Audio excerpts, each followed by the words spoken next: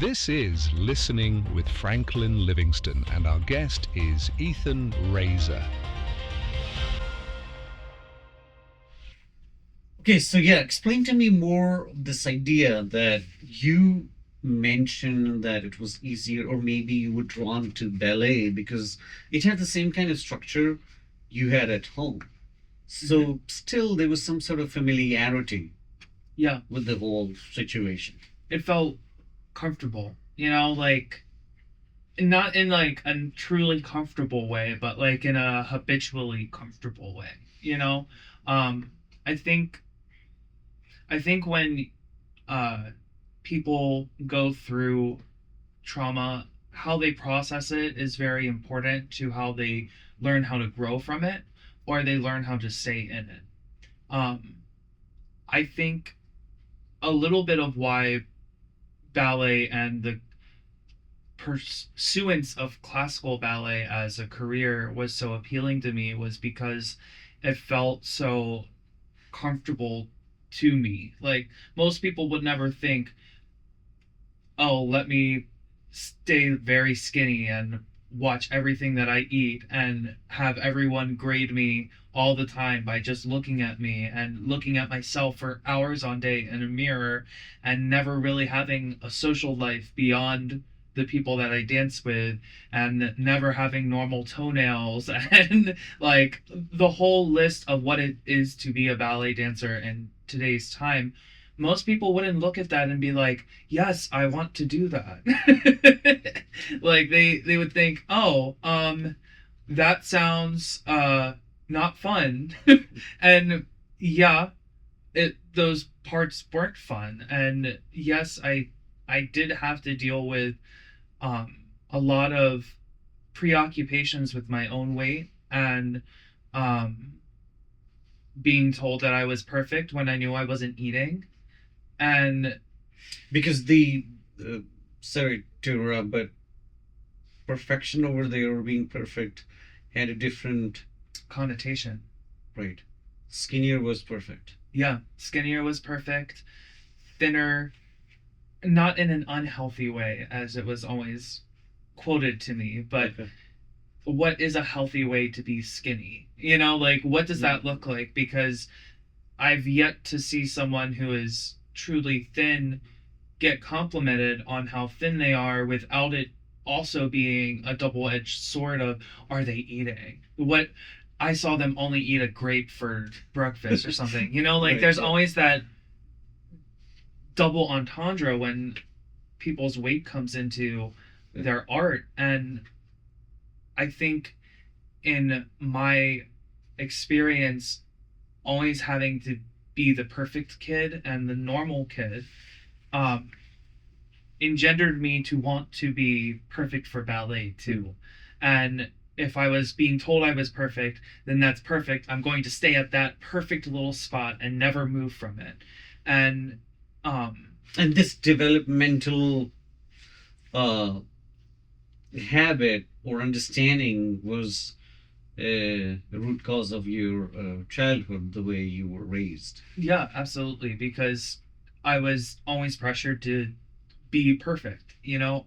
I remember being like 15 and 16 and when uh like people who had a crush on me would be texting me and saying like you're just so perfect, I would immediately stop talking to them because I hated the expectation of also being a perfect partner too, because I But why knew I would wasn't people being say that? Why perfect. would they look for someone perfect, knowing that? I mean, I would assume in an educated world where you can get education from anywhere, Yeah, social media, truly. walls, walking, listening, right? Yeah, So perfection is a subjective thing.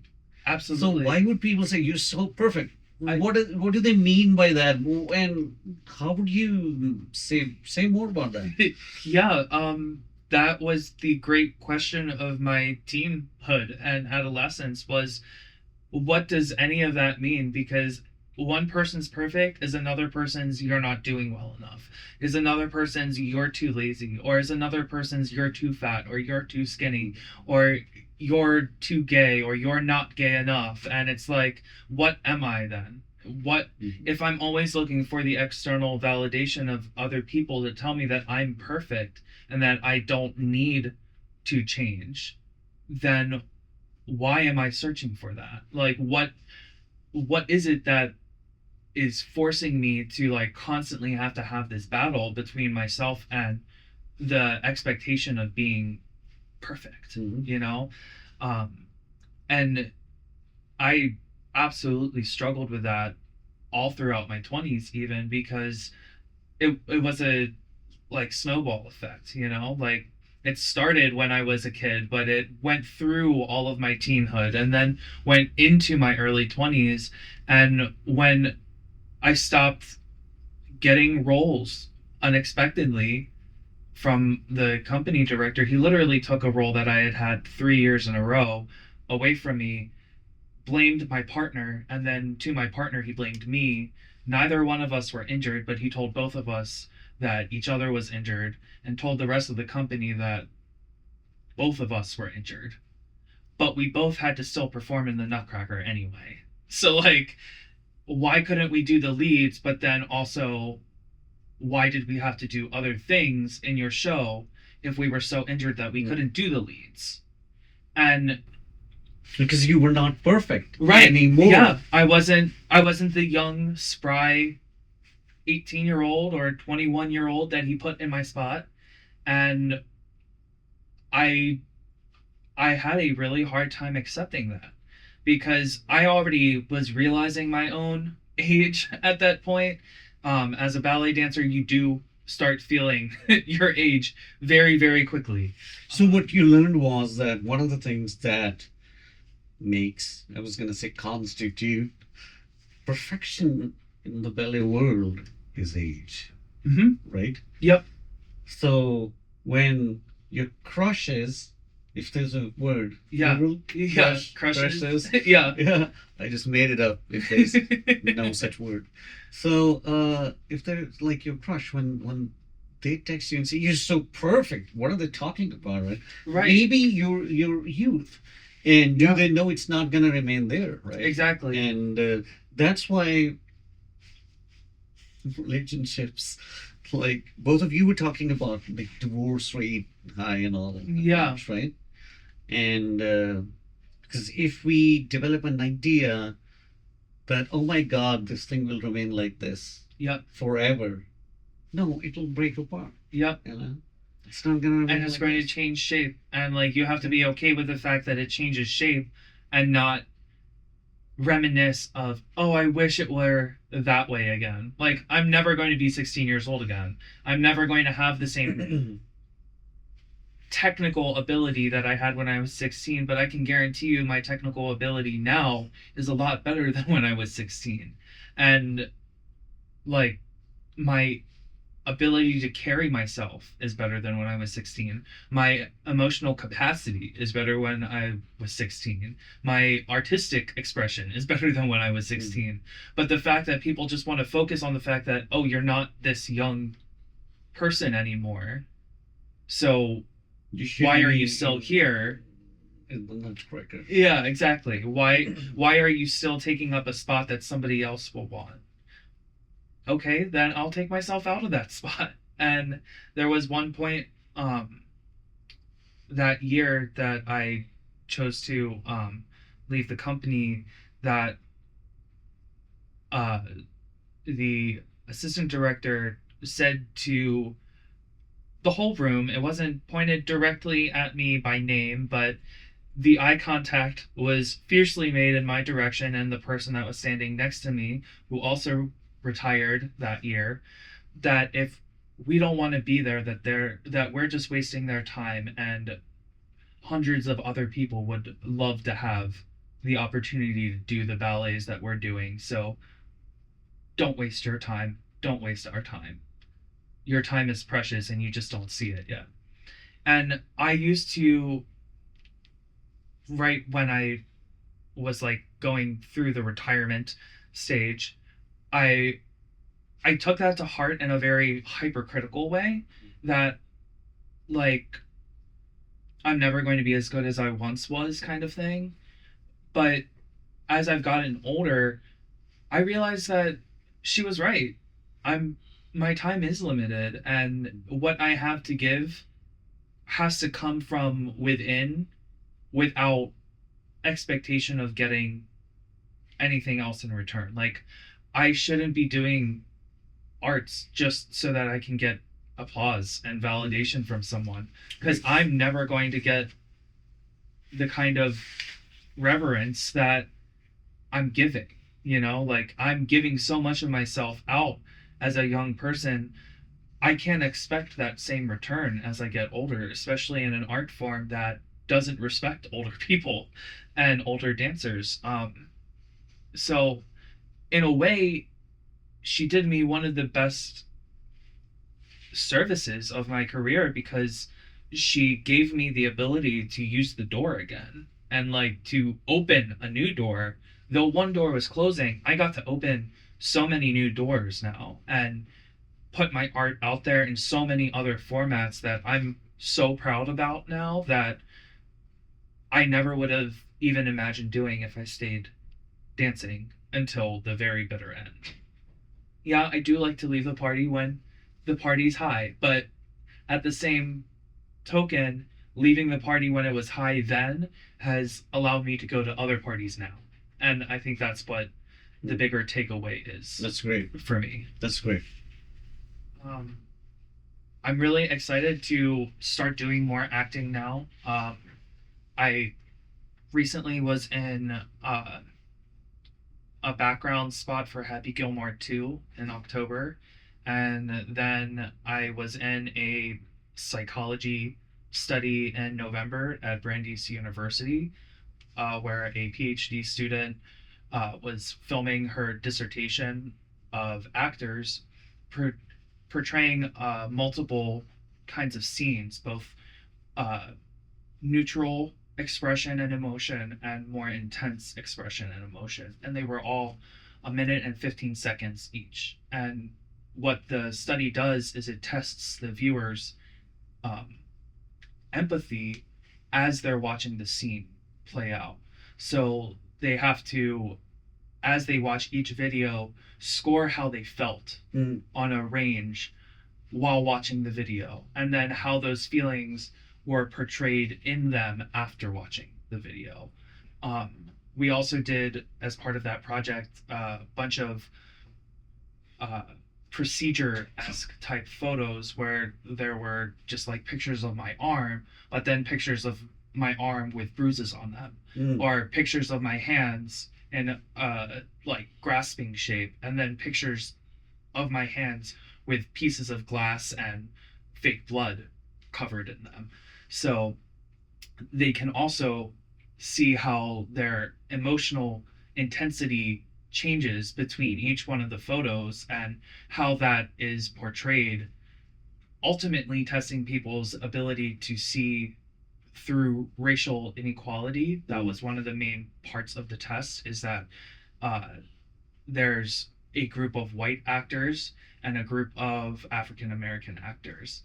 And the psychology student herself, being mixed race, this is something that's really important to her as her own identity, but also something that she wants to be able to put out there and help codify and like help teach other people more about what our initial reactions are. Because the first time this study was done was in Germany, and then it was repeated in New Zealand, and then I believe it was repeated in another European country. I can't remember if it was the UK or if it was in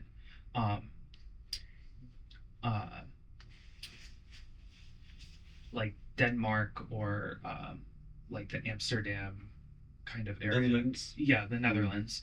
I can't remember where the third repetition was, but basically she took this very classic empathy test about racial bias and emotional empathy, and brought it into America in a way that is going to be more resonant to today's time period instead of 60 years ago when it was first done. Right. So that was a really cool project that I wasn't Yeah, expecting sounds to like it. ever be a part of. And um, I really, that so far, that's been one of my favorite projects I've worked on, just because, like, who doesn't love being part of something that Mhm. will outlast themselves in that way, you know?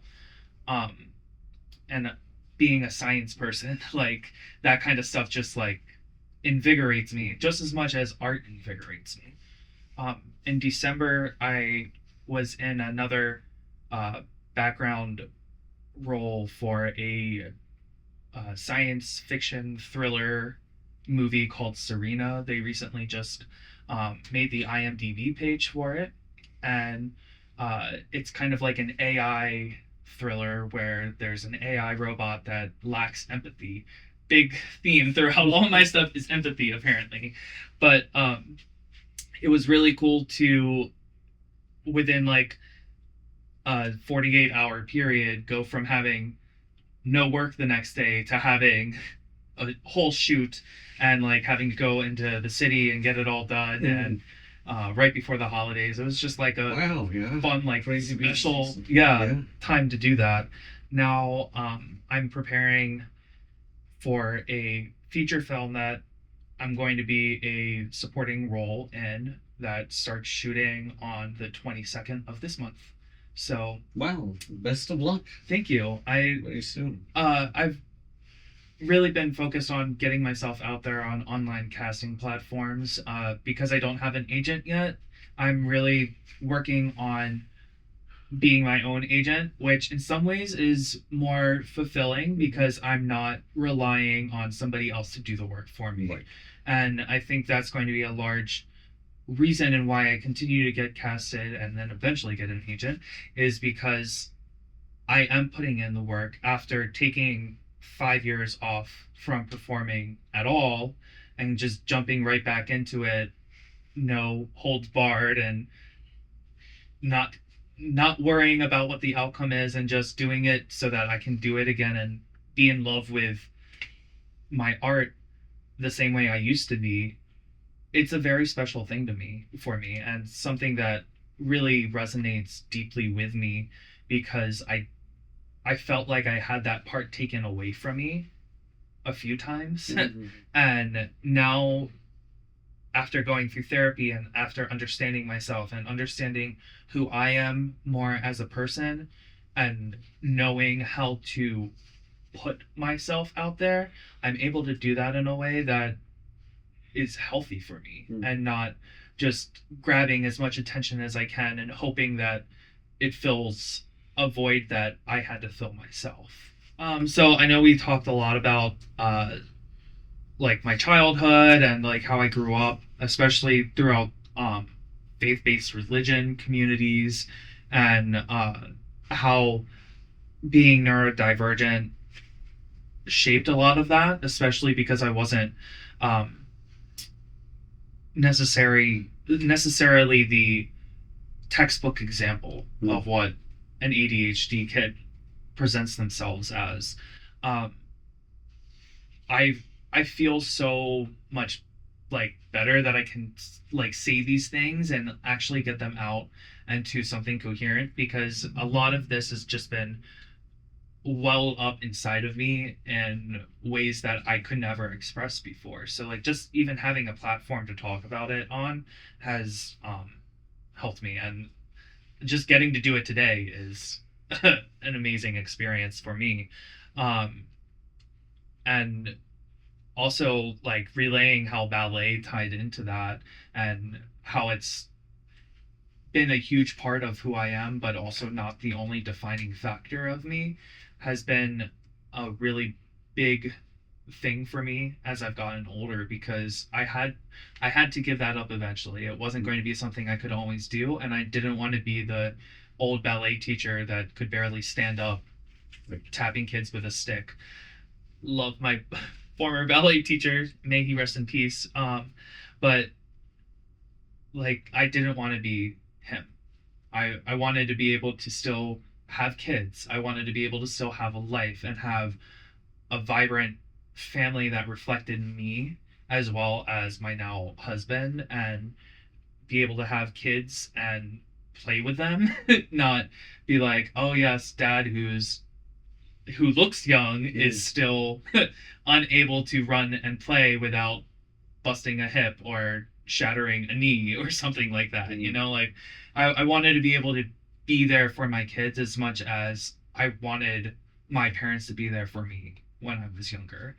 And just talking about all of this, uh, can't really see it from that far away, but trust and believe I was getting a little misty eyed a few times. And it's just something that you don't really get to talk about that often, especially so candidly.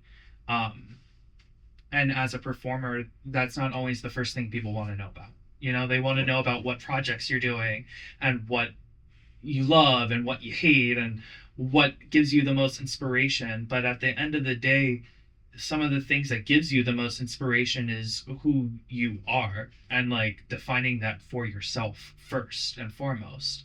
That allows you to love things, that allows you to want to be present in the moment. And it took me so long to be able to understand that about me, and I just hope that I can get that out there more for other people so that they're not thinking they're the only person dealing with anxiety and depression the same way I've had to deal with it, and that it's not just being anxious and depressed, but like sometimes there's other things going on too, and there's other ways you can seek help beyond just cognitive behavioral therapy. Not saying that that isn't important. Like I've gone to a lot of therapy and it's helped a lot, but also not putting all of that onto a therapist to fix me has been very, very important for me because I've had to fix myself. And if I've always been independent, then this is something that I can absolutely be independent in. There's one thing I get to do, it's present me for everybody else to see. Nobody else gets to do that. So I just want to inspire more people to do that for themselves too. Sure. No, I'm glad you came because my hope was to give you a safe space Absolutely. where you could share yourself, your struggles, and especially this some sort of unpleasant or disliking growing up in a very faith-based family and having difficult experiences with the parents, especially the father, and me coming from a faith-based background, a former United Methodist. So my hope was that you feel welcomed, loved, and cared for when you spend your time here because although I left the denomination, but I still believe that the table, God's grace is for everybody. And we humans should not really limit people on the basis of anything.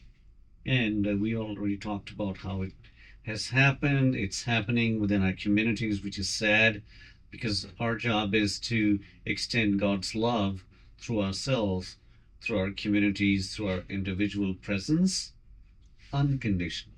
Yeah. So thank you for being here today. Thank you. This has been great. Like honestly, thank you so much. Yeah.